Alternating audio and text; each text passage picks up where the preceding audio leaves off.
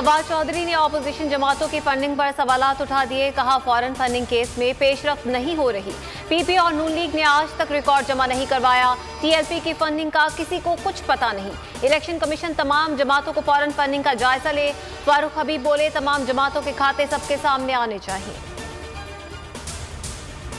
मरियम औरंगजेब ने हुकूमत को आड़े हाथों ले लिया। कहती हैं अवाम की जेबों पर डाका डाला जा रहा है। 2018 में नालायकों और एटीएम्स की हुकूमत बनी। शहबाज शरीफ के खिलाफ हर किस्म का झूठा केस बनाया। अवाम को रिलीफ देने पर शहबाज शरीफ को निशाना बनाया गया। वज़ीर-ए-आज़म इमरान खान ने गवादर में माहीगीरों के एहतजाज का नोटिस ले लिया। गैर कानूनी माहीगीरी के खिलाफ एक्शन लेने का ऐलान भी कर दिया। गवादर में तकरीबन 1 माह से मुतालबात के हक में धरना जारी है। बलोचिस्तान के अवाम को हक दिलवाने के लिए जमात इस्लामी सड़कों पर आ गई। मुल्क भर में यौम यकजहती बलोचिस्तान के तहत एहतजाजी मुजाहिरे। जमात इस्लामी ने वाज़ेह किया कि बलोचिस्तान के अवाम के मुतालबात की मंजूरी तक एहतजाज जारी रहेगा। सिंध के लिए फैसले का वक्त आ गया। कराची अब अपने हक का इंतजार नहीं करेगा। असद उमर का दो टोक मौक़िफ़। कहा, सूबे का दारुल हुकूमत किसी से भीख नहीं मांग रहा। पीपल्स पार्टी सिर्फ अपने लोगों को इख्तियारात देना चाहती है। फवाद चौधरी की भी तनकीद। बोले, वज़ीर आला सिंध को होश के नाखून लेना चाहिए। कल की तकरीर भी ठीक नहीं थी। वज़ीर आला सिंध मुराद अली शाह ने एक बार फिर अपोजिशन को जाहिल कह दिया। मीडिया से गुफ्तगू में कहा, अपोजिशन वाले सिर्फ अफरा तफरी और गालम गलोच करते हैं। तमाम सियासी जमातों से मुशावरत की गई, लेकिन समझ से बाहर है कि क्या चाहती हैं। कराची के फैसले लाड़काना से करने की बातें लसानियत नहीं तो क्या है। मेयर का बराह रास्त इंतखाब मुमकिन नहीं। कराची के स्टेक होल्डर्स की बैठक। सिंध बल्दियाती तरमीमी बिल का काला कानून करार। तहरीक इंसाफ का 19 दिसंबर को एहतजाज का ऐलान। खुरम शेर जमान कहते हैं कि नए कानून के खिलाफ हर फोरम पर आवाज बुलंद करेंगे।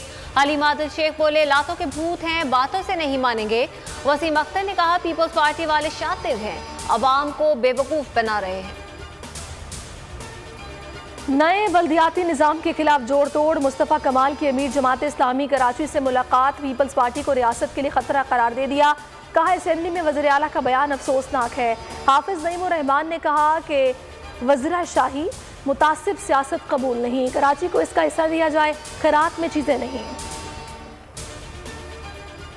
इंतखाबी ज़ाब्ते इखलाक की मुबैना खिलाफ वर्जी। इलेक्शन कमीशन ने स्पीकर कौमी असम्बली असद कैसर को कल बुला लिया। सोशल मीडिया पर वायरल ऑडियो में असद कैसर ने मुबैना तौर पर वोटरों को तरक्याती मंसूबों का लालच दिया था। PP 206 ज़िमनी इलेक्शन का मार्का। खानेवाल में तहरीक लब्बैक पाकिस्तान का पावर शो। साद रिजवी ने खिताब में कहा, TLP 16 दिसंबर का इलेक्शन जीत चुकी। आज हर तरफ लब्बैक का नारा गूंज रहा है। कारकुनान को हिदायत की कि इलेक्शन के रोज फॉर्म 45 लिए बगैर पोलिंग स्टेशन से नहीं जाना।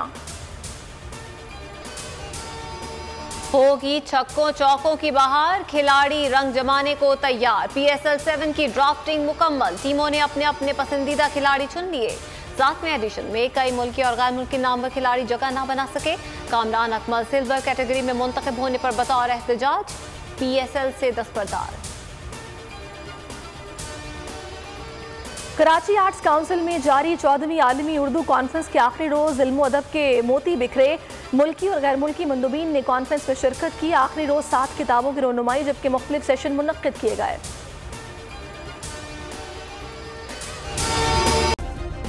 सब्सक्राइब करें और बेल दबाएं ताकि कोई खबर रह न जाए।